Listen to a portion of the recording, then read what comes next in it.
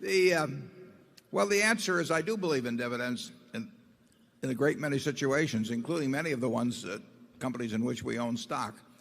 The test about whether to pay dividends is whether you can continue to create more than $1 of value for every dollar you retain. And there are many businesses. Take See's Candy, which we own. See's Candy has paid everything virtually out to us that they've earned because they do not have the ability within See's Candy to use large sums, which they earn, intelligently in their business. So it would be an enormous mistake for See's Candy to retain money. So they distributed Berkshire, and we hope that we move that around in some other area where that dollar becomes worth $1.10 or $1.20 in terms of present value terms. If we do that, the shareholder, whether they're taxable or whether they're not taxable, whether they're a foundation or whether they're living on income even, they are better off if we retain the money. Because if they were going to get $1 in dividends and it became worth $1.10 or $1.20 in market value immediately on a present value basis, they're better off selling a small percentage of their stock and realizing the required amount that way, and they will have more money when they get all through doing that than if we paid it in dividends. But if the time comes, and it will come someday, if the time comes when we don't think we can use the money effectively to create more than $1 of market value per dollar retained, then it should be paid out. And like I say, we do that individually within Berkshire, but because we have this ability to redistribute money in a tax-efficient way within the company, we probably had more reason to retain all of our earnings. If See's Candy were a standalone company, we would simply pay out a lot of the earnings, practically all of the earnings and dividends, just like we do now, except it goes to Berkshire. We like the companies in which we have investments to pay to us the money they can't use efficiently in their own business. In some cases, that's 100% of what they earn. In some cases, it's 0% of the earn. We own some stocks that don't pay any dividends. Big opportunities in life have to be seized. We don't do very many things, but when we get the chance to do something that's right and big, we've got to do it. And even to do it in a small scale is just as big a mistake almost as not doing it at all. I mean, you've really got to grab them when they come. And because you're not going to get 500 great opportunities. You would be better off if when you got out of school here, you got a punch card with 20 punches on it. And every financial decision you made, you used up a punch. You'd get very rich because you'd think through very hard each one. I mean, you went to a cocktail party and somebody talked about a company you didn't even understand what they did or couldn't pronounce the name, but they made some money last week and another one like it. You wouldn't buy it if you only had 20 punches on that card. There's a temptation to dabble, particularly during bull markets. In stocks, it's so easy. It's easier now than ever because you can do it online. Just you click it in and maybe it goes up a point and you get excited about that and you buy another one the next day and so on. You can't make any money over time doing that. But if you had a punch card with only 20 punches, you weren't going to get another one in the rest of your life, you would think a long time before every investment decision. And you would make good ones and you'd make big ones. And you probably wouldn't even use all 20 punches in your lifetime, but you wouldn't need to. Hi, I'm Steve Casbell from Atlanta. My question involves interest rates. When you calculate the intrinsic value of a business in a period of low interest rates like we have currently, do you use a higher discount rate to factor in higher rates in the future? And also, do you ever look at a company's free cash flow yield relative to current rates? And if I could also get your thoughts on the dividend tax cut. If by some miracle the politicians think logically and get rid of the dividend taxes, would Berkshire ever pay a dividend? The question on discount rates, we use the same discount. I mean, in theory, we would use the same discount rate across all securities, because if you really knew the cash they were going to produce, that would take care of it. We may be more conservative in estimating the returns of cash from some, but the discount rate we would use as a constant. Now, in terms of where we commit, we don't want to use the fact that short-term rates are 1.25% to think that something that yields us 3% or 4% is a good deal. So we sort of have a minimum threshold in our mind below which we're unwilling to commit money. And we're unwilling to commit it whether interest rates are 6 or 7%, or whether they're 3 or 4%, or whether they're on a short-term basis 1%. We don't want to get hooked into long-term investments at low rates just because they're a little bit better than short rates would be, or low government rates would be. So we have minimum thresholds in our mind. I can't tell you precisely what they are, but they're a whole lot higher than present government rates would be. And at other times, we'd be very happy owning governments just because we feel that they offer attractive enough rates. When we're looking at a business, we're looking at holding it forever, and we want to be sure we're getting an adequate return on capital. We don't regard what we can get on short-term rates now as adequate, but we'll still bend a little bit and start settling for lower rates for 30 years because rates for 30 days are so low. We would rather just sit it out and wait a while. The tax on dividends, I've used this illustration before, but I'm paying about the same percentage of my income to the federal government as my secretary does. Now, I pay more in income tax rates than she does. I pay a higher marginal tax rate by some margin than she does, but she pays way more in Social Security taxes than I do because I only pay out the first, whatever it is, 70 or 80,000 of income.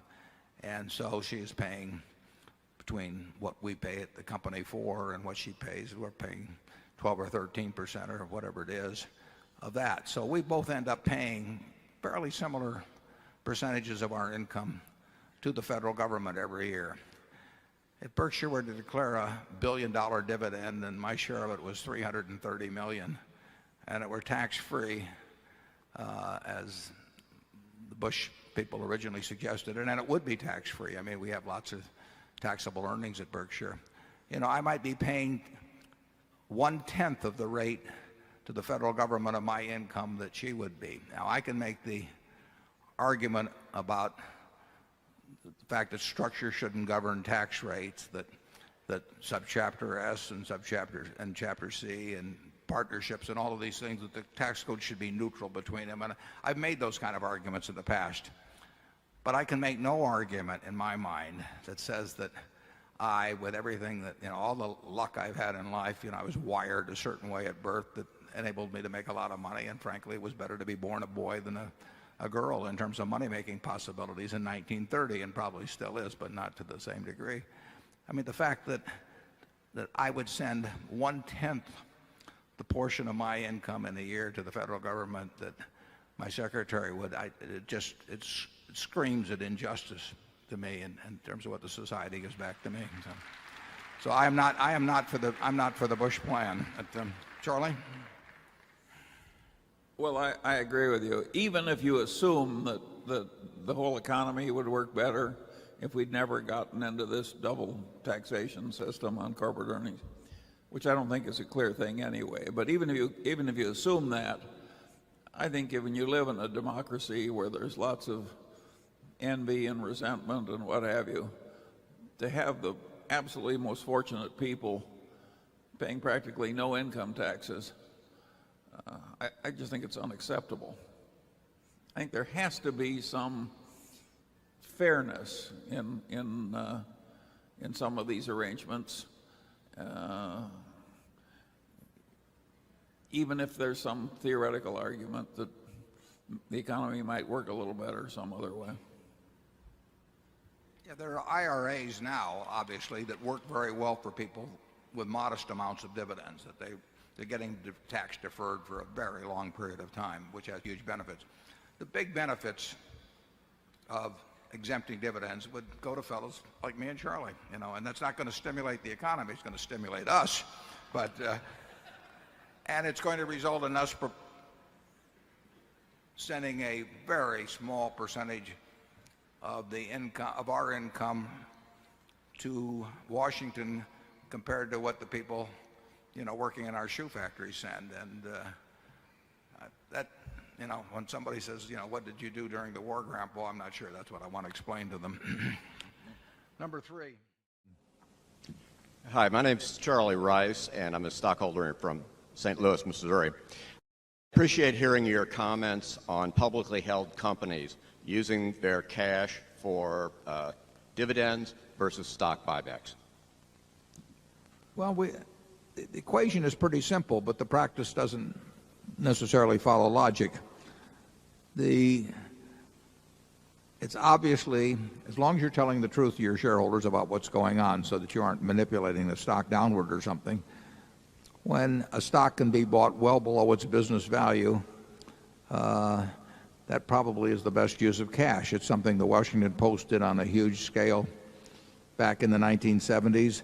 Teledyne may have bought 90% or something or close to it of their stock back. And that was the reason a very significant percentage of companies bought stock back in the past, because they actually thought it was selling for less than it was worth. Like I say, that can be abused if you do various things to bury your stock in one way or another. But that wasn't the usual case. Stock repurchases were relatively unpopular in those days.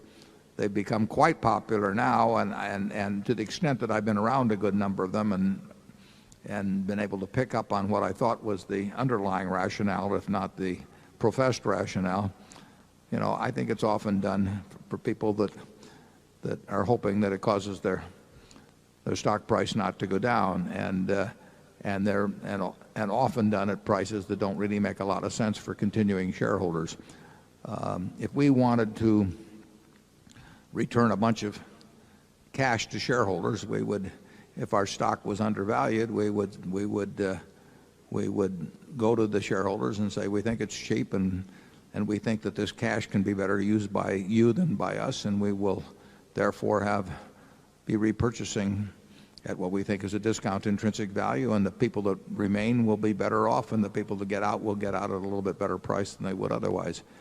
In terms of dividends, you get into an expectational situation. And for most companies that pay a cash dividend, it doesn't make sense to bounce around the dividend from year to year, although private companies frequently do that. And we do it ourselves with our subsidiaries. Some subsidiary can pay us a lot of money one year and not so much money the next year.